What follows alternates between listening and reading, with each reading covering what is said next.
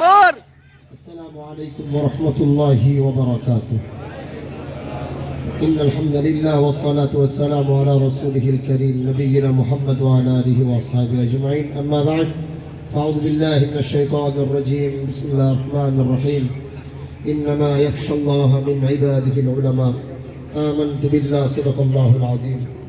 উপস্থিত 10 দলীয় জোটের মাদারীপুর জেলার নেতৃবৃন্দ এবং আমার সামনে বসা আইমাই মসজিদিনের সমস্ত উলামায়ে কেরাম এবং আমার আজিজ তোলাবা, লম্বা দীর্ঘ কথা বলার জন্য দাঁড়াবো না, অনেক লম্বা সময় চলে গিয়েছে।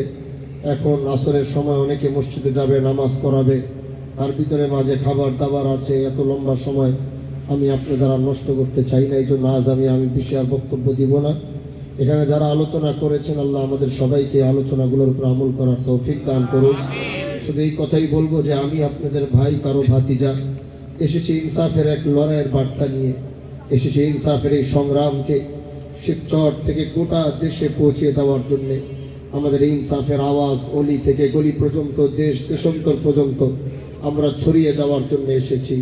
আমরা কোনো নেতা হওয়ার জন্য আসিনি, আমরা এখানে লিডারগিরি করতে আসিনি। আমরা এসেছি শুধু বাস গরিবের পক্ষে একটু কথা বলার জন্যে, আমরা এসেছি গরিবের একটু সাহারা হওয়ার জন্যে, আমরা বাস এসেছি মজলুমের কাঁধে হাত দিয়ে তাকে এতটুকু বলার জন্যে, এই বাংলার মধ্যে এই শিবচরে আপনার পাশে কেউ থাকুক আর না থাকুক, হাজী শরীয়তুল্লাহর বংশের এই সন্তান আপনার সাথে, আপনার পাশে আছে। এজন্য ভাই আমার, যারা বক্তব্য দিয়েছেন তারা গুরুত্বপূর্ণ কথা বলেছেন। এই ইনসাফের এই আওয়াজ, ইনসাফের এই বার্তা নিয়ে আজ যেখানে যাচ্ছি, মানুষ এত বেশি আমাদেরকে চাচ্ছে, বা মানুষের যে আকাঙ্ক্ষা, আমি জানি না আমি সে আকাঙ্ক্ষা কতটুকু পূরণ করতে পারবো, কিন্তু আমি এতটুকু বলতে পারি, আমি এতটুকু ওয়াদা করতে পারি, আমি এতটুকু আমার উলামায়ে কেরামের সামনে বলতে পারি, হাজী শরীয়তুল্লাহর এই বংশের সন্তান মরে যাবে, এই সন্তান মরে যাবে, তাও তার আদর্শ থেকে বিন্দু পরিমাণও এদিক সেদিক সে করবে না, আদর্শ থেকে বিন্দু পরিমাণ সে সরবে না। ইনশাআল্লাহ এতটুকু আমি এদেশের মানুষকে বলতে পারি, এদেশের মা বোনদেরকে বলতে পারি, এদেশের যুবক ভাইদেরকে বলতে পারি, আমি হাজী শরীয়তুল্লাহর বংশ। এই বংশ কারোর সাথে আপোষ করতে পারে না, আমি এটাই ছোটবেলার থেকে শিখেছি। এই বংশ কোনো জায়গায় অন্যায়ের সাথে জড়িত হতে পারে না, এটাই আমি ছোটবেলার থেকে শিখেছি। এজন্য আগামী ত্রয়োদশ জাতীয় নির্বাচনে আমরা এসেছি 10 দল থেকে।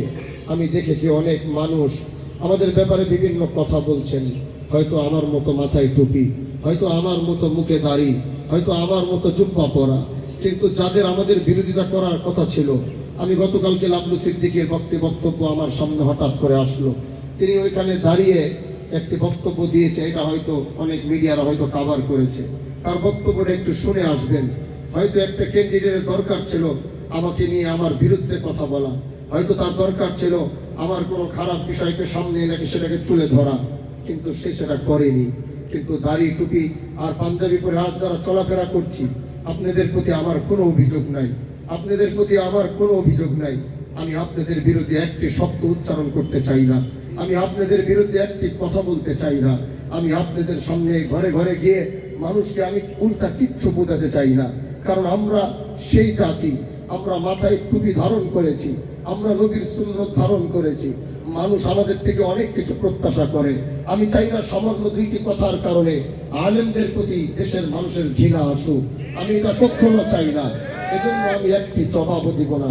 আমি ব্যক্তি হানজালা কি, এটাই দেশের মানুষ কিছুটা হলেও অনুমান করতে পেরেছে।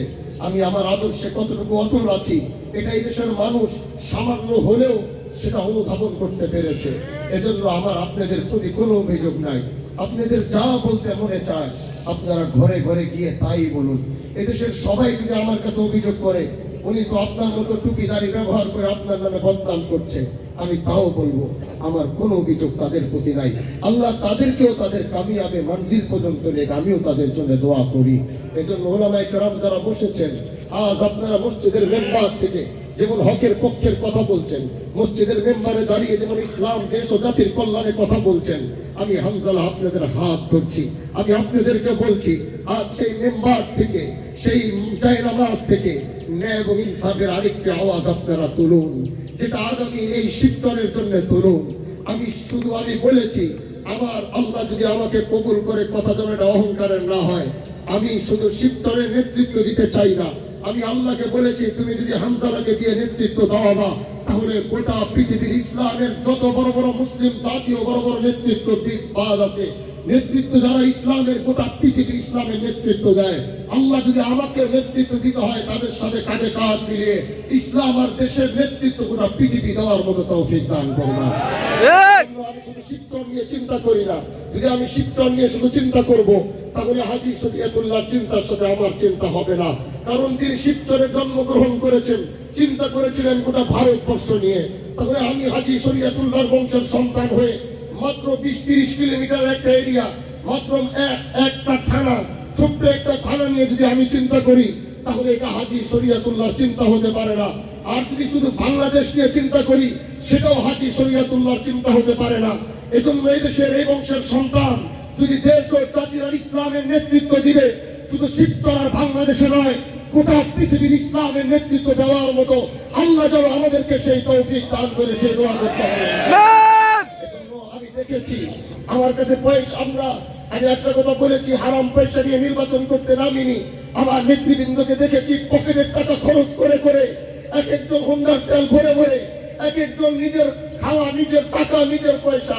আমি শুনেছি একজনের কাছে টাকা নাই, আরেকজন থেকে ধার নিয়েছে বলে ভাই আমাকে 2,000 টাকা ধার দাও, হামজালা সাহেবের নির্বাচন করবো, তার এই ন্যায় ইনসাফের আওয়াজ তুলবো, দরকার হলে পরে অটো চালায় তোমার টাকা তোমাকে পরিশোধ করবো, কিন্তু তাও আমি তার জন্য আমার ধনমাল দিয়ে খরচ করতে চাই।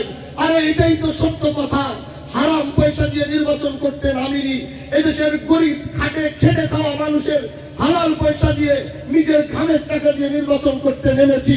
এজন্য আমরা এটা বিশ্বাস করি আল্লাহ জাতির মধ্যে, শিবচরের মানুষের মধ্যে, মা বোনদের মধ্যে, যুবকদের মধ্যে যেই ভালোবাসা সৃষ্টি করেছে, যদি উনি আমাদের উপরে রহম করে, যদি উনি আমাদের উপরে দয়া করে, যদি উনি আমাদের উপরে রহম আর দয়া করে, ইনশাআল্লাহ আগামীতে শিবচর থেকে ইনসাফের বিজয়ের ঘন্টা বাজবে, যেটা গোটা বাংলাদেশ কাঁপিয়ে তুলবে।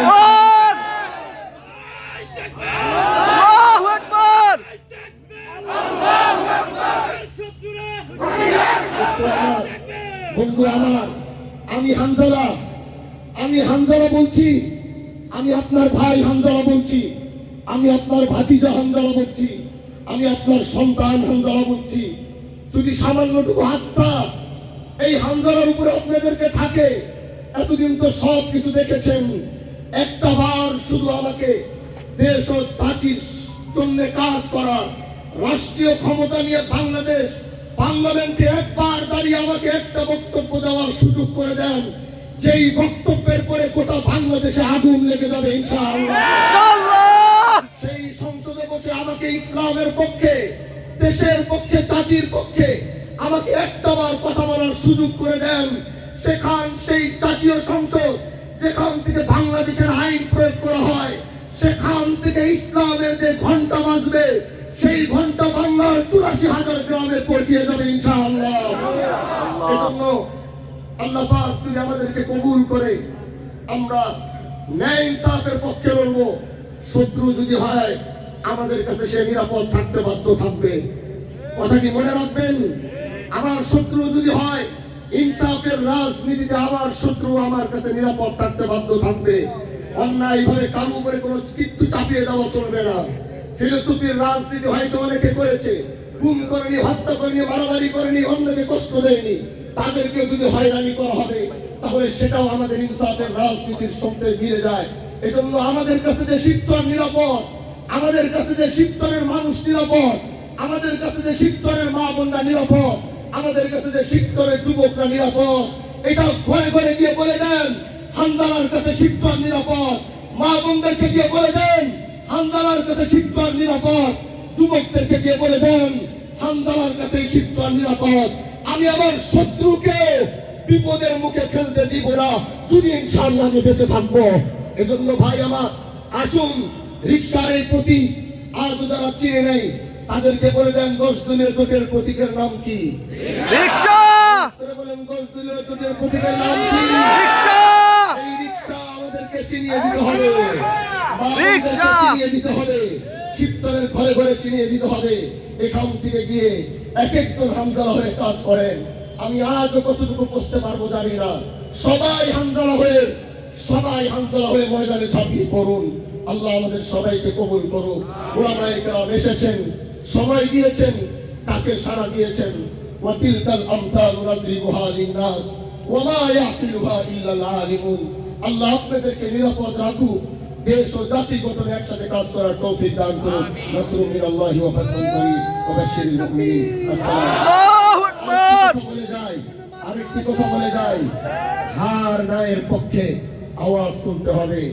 যখনই রিকশার ভিতরে একটি সিল দিবেন, আরেকটি কাগজ আপনার সামনে থাকবে, ওখানে বাংলায় লেখা থাকবে হার না। অবশ্যই ভাই আমার, দেশ ও জাতির জন্য, এই দেশের মানুষকে চিরজীবী মুক্তির জন্য অবশ্যই আমরা হায়ের ভিতরে সিল দিতে পারবো তো ইনশাআল্লাহ। আল্লাহ কবুল করুক। নাসরুম মিনাল্লাহ ওয়া ফাতহুন করিম ওয়া বাশশিরিল মুমিনিন। আসসালামু আলাইকুম ওয়া রাহমাতুল্লাহি ওয়া বারাকাতুহু। নারায়ে তাকবীর।